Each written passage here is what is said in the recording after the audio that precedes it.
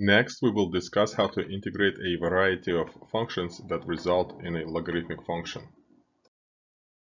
First of all, we are going to convert the knowledge of the derivatives of the logarithmic functions into the knowledge of the indefinite integrals by rewriting the statements in the integral form. We notice that the second statement is actually redundant due to the trivial relation between the two statements. So we only add the first one to the table of integrals.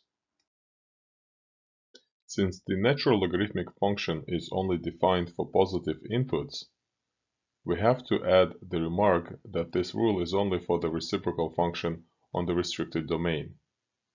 Which raises a new question. What is the antiderivative of the reciprocal function when x is less than 0?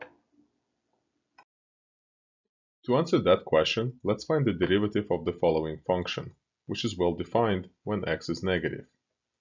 We start the process by recognizing that we have to find the derivative of a composition of the natural logarithmic function applied to negative x, which is equal to the following expression, in which we know how to find all the components. Surprisingly, we still get the reciprocal function. So, when x is negative, the antiderivative of the reciprocal function is natural logarithm of negative x. So we can add the second rule to the table of integrals. However, we can also observe that the two rules can be combined into one by using a piecewise notation. Or more elegantly, we can use the absolute value notation. Therefore, we don't need to have them written as two different rules. And we replace it with the following rule. Let's do an example. We first recognize the pattern and rearrange the integrand.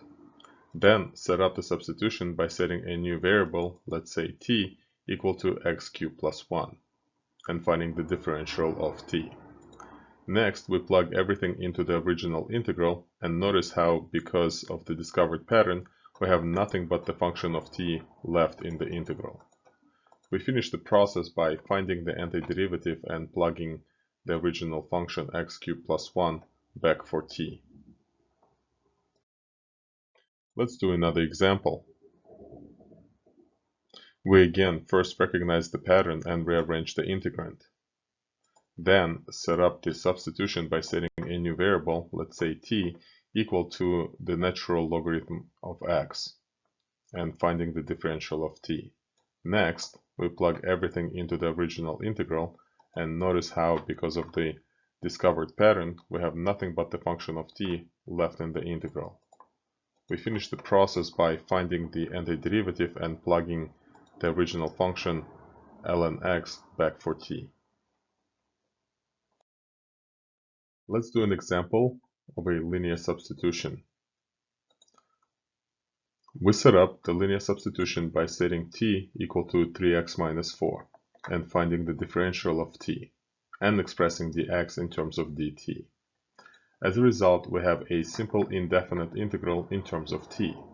We continue the integration process by finding the antiderivative and replacing t with the original function. We discussed how to integrate a variety of functions that result in a logarithmic function.